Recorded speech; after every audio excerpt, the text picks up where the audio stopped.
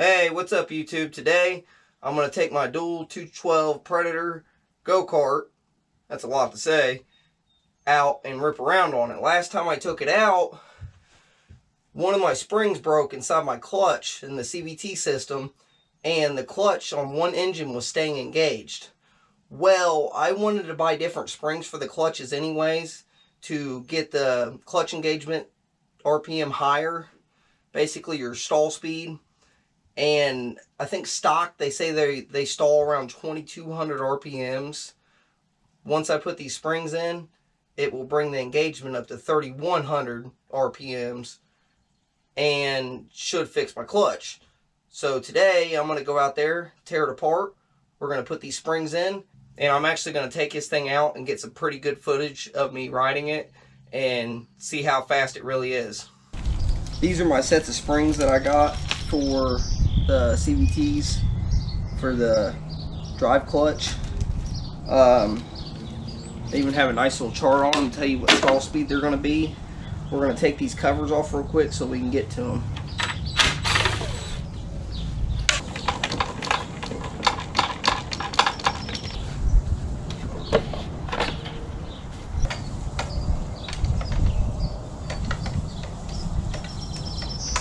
As you guys can see, this is fully engaged right now. That's how it was the whole time I was riding it last time. I usually tighten these on with an impact, but I can't get an impact in here. Obviously, I'd have to take my whole engine off to do it. So, do the hand method. God, I just want to push this thing completely off her.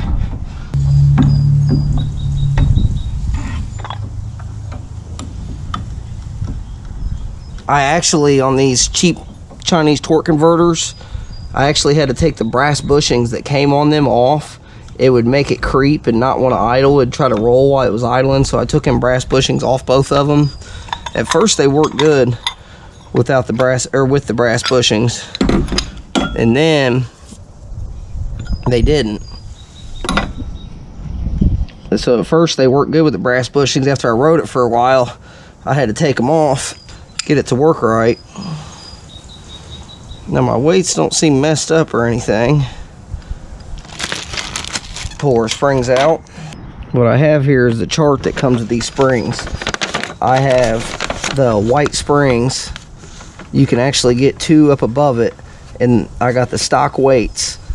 It's going to go to 3100 RPMs. If I was to buy the aluminum weights, it would go up to 4000, or the modded aluminums would go up to 4500, but I think 3100 is going to be a good starting point on it. We'll see what that does. This might be the tricky part, getting these things around here, especially because they're a stronger spring.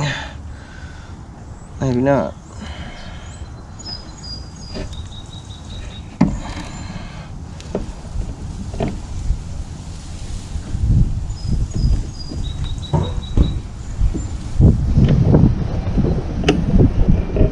Wasn't too bad.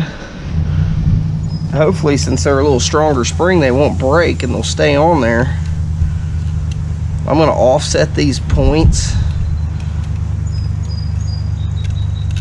Set one up there at the top. Don't know if it matters or not. I'm going to put one down here at the bottom.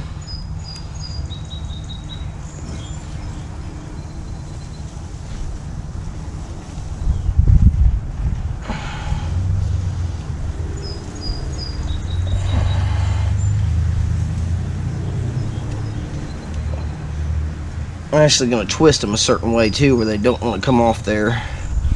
Them should be good. Now I can put this thing back together.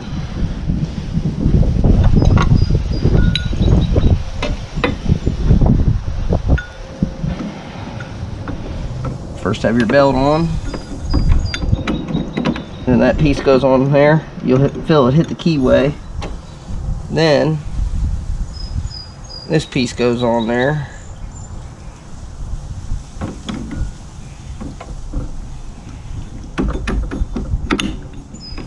Okay, then your outside goes back on there.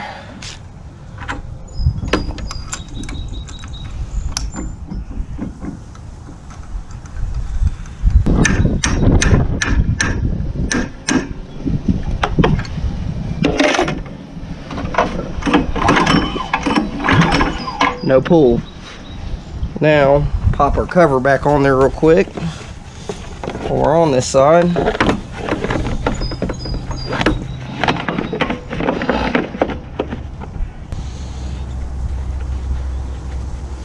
Now we just need to repeat the same thing for this side.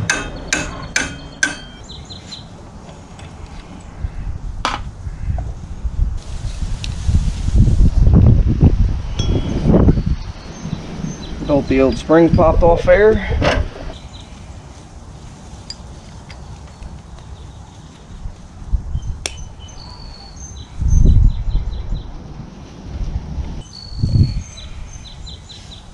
All right.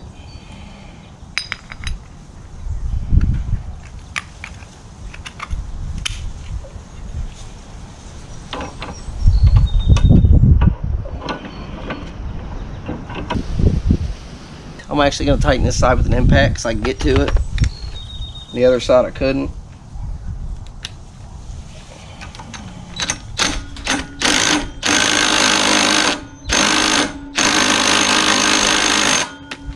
And just to make sure,